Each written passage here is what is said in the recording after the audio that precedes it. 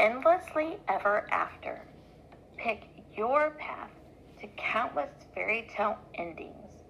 A story of Little Red Riding Hood, Jack, Hansel, Gretel, Sleeping Beauty, Snow White, a wolf, a witch, a goose, a grandmother, some pigs, and endless variations.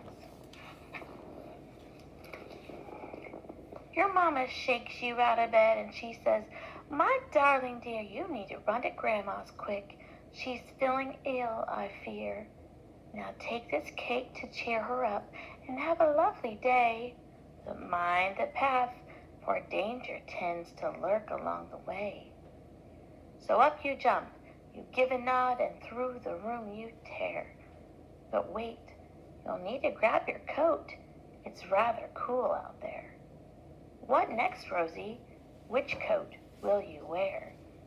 To slip on your coziest fake fur coat, turn to page 20. But to grab your favorite red cape, turn to page 6. I'm definitely a red cape type of gal. Page 6. A wolf is waiting by the path out in the morning sun. "I like your fine red cape," he says. "You heading someplace fun?" "I'm off to see my grandma," you tell your toothy friend. "Her house is purple with a gate down at the very end." "I haven't time to chat right now. I've got a ways to walk, but have a lovely afternoon. Another time we'll talk." The wolf just nods his furry head and quickly slips away. He flicks his tail and disappears into the sunny day. And standing on the path alone, you fear you've been unwise. You can't forget his claws or jaws or his shifty yellow eyes. You wish you hadn't met that wolf. You wish he didn't know exactly how you plan to walk and where you mean to go. Now what, Rosie? Are you going to let that wolf scare you away from your adventure? Yes, silly, wolves are no joke. To go back inside and start fresh tomorrow, turn to page 2. To take a deep breath and journey on, turn to page 50. Page 50.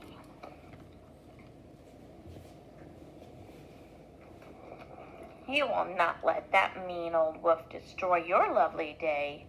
That furry bully has no right to bother you this way. But you care a lot for safety, and so you shed your hood. The sun is bright and you'll be fine. It's warm now in the wood.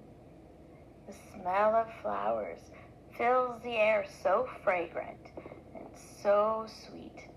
But then you notice there's a sound, a somber, steady beat. You know your grandma's waiting, but she'll be home all day. You've got some time to wonder. The question is, which way? What next, Rosie? What should you do with your extra minutes? To gather some fragrant flowers for Grandma, turn to page 16. To follow the sound of the beating drum, turn to page 8. I love flowers, page 16.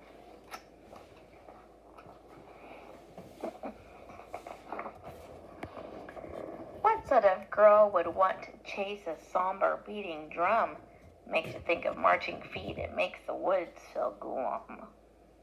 You'd rather gather bluebells and collect some daisies too. But don't take long. You need to go. Your grand's expecting you. However, as you turn to leave, you notice through the trees a vine of bright red roses and big fat bumblebees. You have never seen such blossoms. And your gran loves roses so, but you're already running late. Oh, which way to go? Now what, Rosie? Is it worth it? Do you really need even more flowers? To stop and gather the roses, Turn to page 10. To get back on the path and hurry along to Grand's as quickly as possible, turn to page 34. There's no such thing as too many flowers. Page 10. The roses are so lovely, but every single stem is covered in sharp prickle pins, and it hurts to gather them.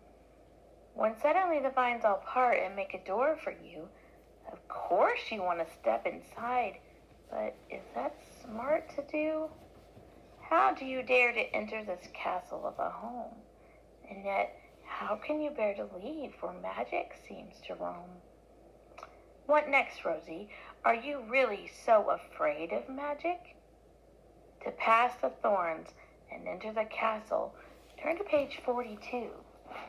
To back away and turn to page 64. I don't back away. Let's see, 42. Page 42. You wander up a winding stair. You scamper past the throne until you find a tiny room where, sleeping like a stone, a gentle maiden waits for you. Her eyes are sweetly shut. Her lips are waiting for a kiss, and so you bend down and what? I wonder if this is Sleeping Beauty. Now what, Rosie? Are you really going to kiss some strange sleeping woman in a frozen castle covered with roses? Seriously? Yes, life is an adventure. Turn to page 48. No. Ew, of course not. Kissing's for teenagers. Turn to page 36. Well, I think life is an adventure. Let's turn to page 48. Oh my gosh, you did it.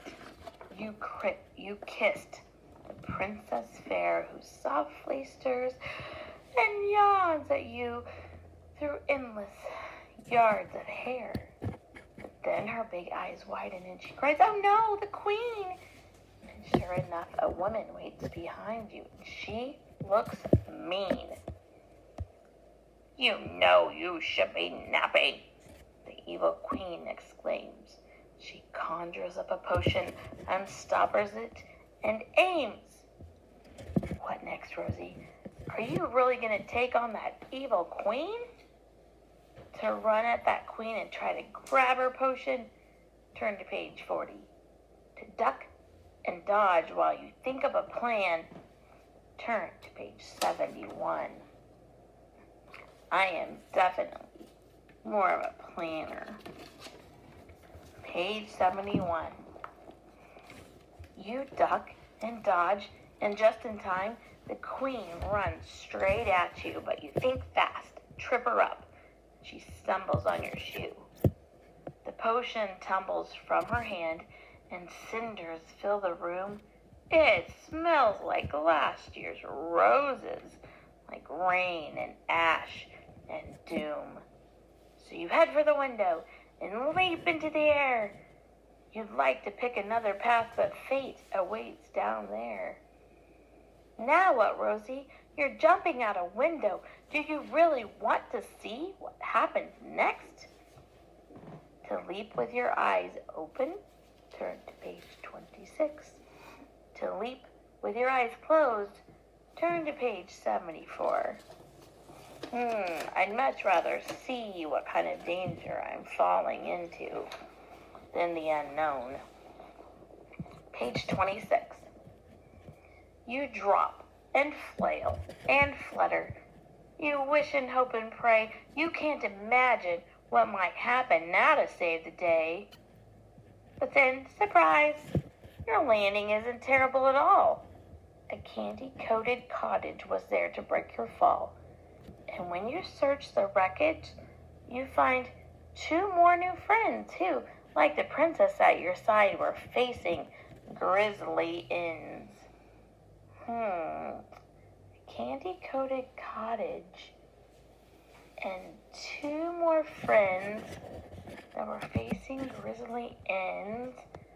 I wonder what fairy tale that could be.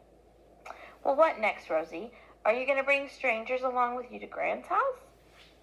To bring them to Gran's, turn to page 78. To take the poor kids to your house, turn to page 4. Oh, they are poor kids. They've had a really, really rough day. Page 4. These kids have suffered trials and tribulations too. They are somewhat singed and starving. But you know what to do. Adventure will not feed them now. They are battered and bruised and numb. What these kids want is comforting. They need to meet your mom. She may be miffed you lost your cake and also lost your way, but she'll be glad to bake a pie and hug their cares away. The end.